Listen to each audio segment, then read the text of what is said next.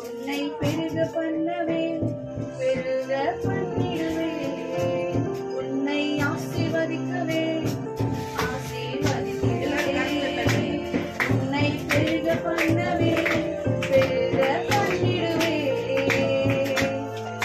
நிச்சயமாகவே உம்மை வருவதற்கு நம்பிக்கையே போகாது.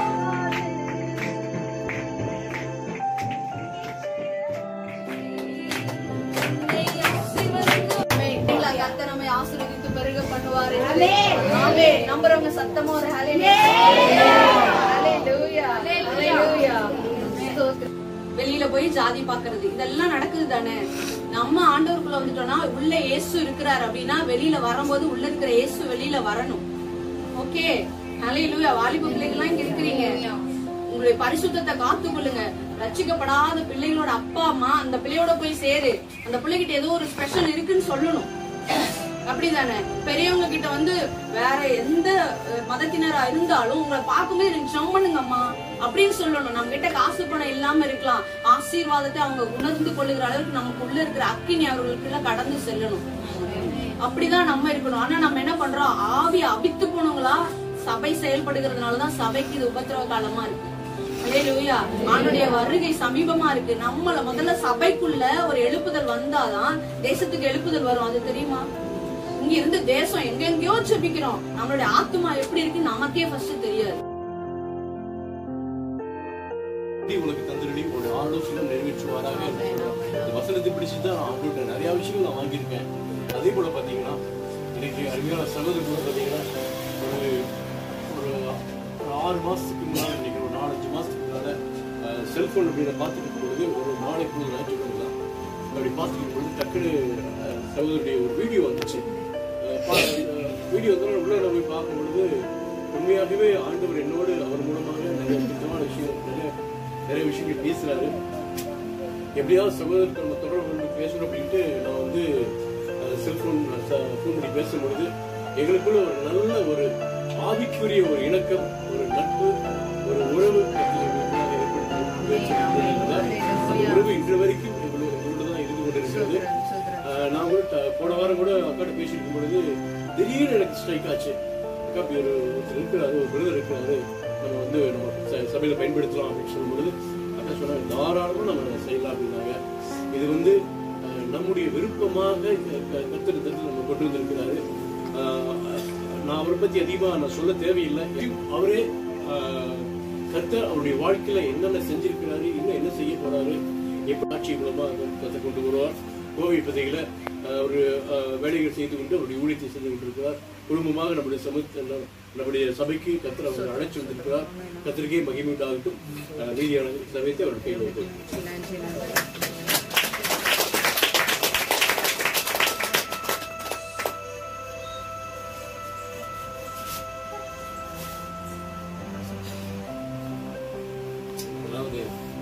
தேவனுக்கு நான் நன்றி செலுத்துகிறேன்.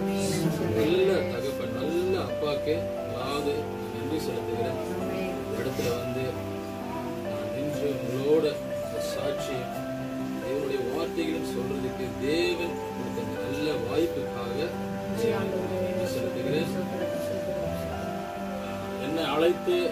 நல்ல ஆவிக்குரிய நண்பர். அவர் சொன்னது போலதான் நவீன் பிரதர்.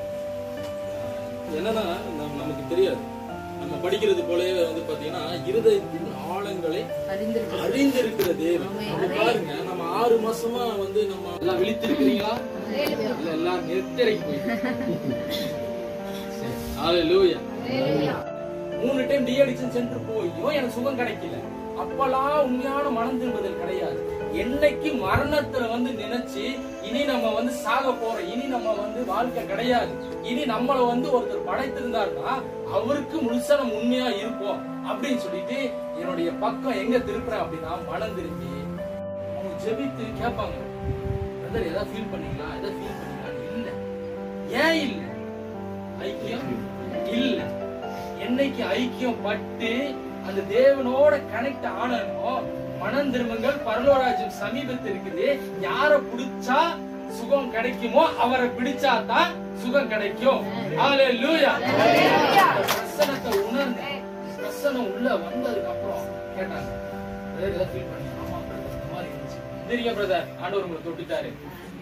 தெரியுங்க பிரதர், இதுதான் இருக்குது அப்படின்னு பேரை ஏமாத்தி இருக்கிறேன். ஆனா அந்த 10 நாள் வந்து பாத்தீங்கன்னா தேவன் யாருன்னு தெரிஞ்சுக்கிட்டேன். ஏன்னா நான் முதல் சொன்னது போலதான் நாம் இருதயங்களை அறிந்திருக்கிற தேவன். அப்போ நீ என்னதான் நினைச்சாலும் என்னதான் நீ செஞ்சாலும் உருவாக்கப்பட்ட நான் பெரிய டாக்டர் எப்படி என்ன பண்ணீங்க, மருந்து சாப்பிட்டீங்களா? எதுவுமே சாப்பிடலாம், நம்ம மருந்தையும் கொண்டு அப்ப எப்படி நடந்துச்சு அப்படின்னா தெரியல. எங்களுக்காக எல்லாரும் சொல்லிட்டாங்க, எங்களை ஆண்டவர்கிட்ட கேட்க சொன்னாங்க. கேட்டோம். இன்னைக்கு ஆமென். சந்தோஷமா இருக்கு. இது யார்கிட்ட தெரியுமா சொல்ல வைக்கிறாரு? ஒரு முஸ்லிம் டாக்டர். ஆண்டவர் பாருங்க, தொட்ட அன்னைக்கே சுவிசேஷத்தை சொல்ல வச்சுட்டாருங்க. புரிஞ்சா உங்களுக்கு? டாக்டர்கிட்டயே சாட்சி சொல்ல வச்சுட்டாரு. வழியும் சத்தியமும் ஜீவனும் நானே தான். ஃபர்ஸ்ட் சாட்சி சொன்னதே டாக்டர். அற்புதம் செய்திருக்காரு. உலகாலம் போட்டு என்ன ஆண்டவரே இப்படி ஒரு அற்புதமான தேவனா இருக்கிறீங்க. அதனாலதான் நம் இருதயங்களை அறிந்திருக்கிற தேவன் அவரால்தான் ஒரு உறுப்பை உண்டாக்க முடியும், அழிக்கவும் முடியும். அதான் நம்ம படிக்கிறோம். ஒருவன் என் ஆலயத்தை கெடுத்தால் நான் அவனை கெடுப்பேன். ஏன்னா அந்த ஆலயம் என்னவா இருக்குது? நான் பரிசுத்தமா இருக்கிறேன், நீங்களும் பரிசுத்தமா இருக்கு. ஏன்னா அந்த ஆலயம் பரிசுத்தமா இருக்க வேணும். ஏன்னா அது எப்படியெல்லாம் வந்து ஆண்டவரோட ஆலயத்தை அசுத்தம் பண்றாங்க. ஆண்டவர் கோபப்படுறது ஒரே ஒரு காரியம் தான், ஆலயத்தை அசுத்தமா வச்சிருக்காங்க. ஆனா அறியாம வச்சிருந்தேன். வந்தாரு, வட்டச்சாரி என்ன உருவாக்குனார், மறுபடியும் எனக்கு விடுதலை கொடுத்தாரு. உண்மையான தெய்வத்தை நான் அறிந்து கொண்டேன். என் மூலியமா எங்க அப்பா தொடப்பட்டாங்க, எங்க அப்பா மூலியமா அம்மா தொடப்பட்டாங்க, சித்தி தொடப்பட்டாங்க. மறுபடியும் தேவன் என் குடும்பத்தை கட்டினார். எதெல்லாம் இழந்து போனோம் அதெல்லாம் ஆண்டவர் திரும்ப கொடுத்தாங்க. சும்மா அற்பமா சொன்ன ஒரு காரியம், உங்க ஊழியத்தை செய்யற ஆண்டவரேன்னு சொன்னேன். என்ன செய்யணும்னு வழி தெரியாம நின்று தேவனோட சுகத்தை பெற்றுக்கொண்டு ஆண்டவருடைய சமூகத்துல உட்கார்ந்து நான் என்ன செய்யணும் ஆண்டவரேன்னு சொல்லி கேட்கும் போது, இந்தா போ, போய் பார்த்தா தெரியுது எத்தனையோ பேர் சுகம் இல்லாம இருக்காங்க. எத்தனையோ பேர் வந்து ஹாஸ்பிட்டல் கூட்டிட்டு போறேன்.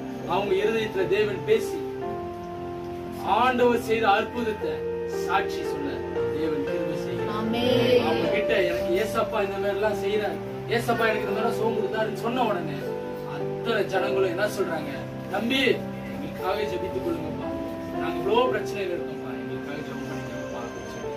அப்படி தொடர்ந்து நாங்க ஒவ்வொரு பேரையும் லிஸ்ட் போட்டு எழுதி ஒரு நோட்ல வச்சு உண்மையா அவங்களுக்காக ஜெபிக்க ஆரம்பிச்சோம். ஒவ்வொருத்தரோட இருதயத்துல தேவன் எல்லா வியாதியில இருந்தும் விடுதலை கொடுத்துக்கிட்டு இன்ன வரைக்கும் இருக்கிறார்.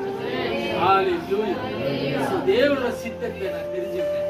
என் வழி இதுதான்ப்பா, இதுல போ அப்படின்னு சொல்லி தேவன் அனுப்பினாரு. அந்த வழியில போகும்போது ஆசீர்வாதம்.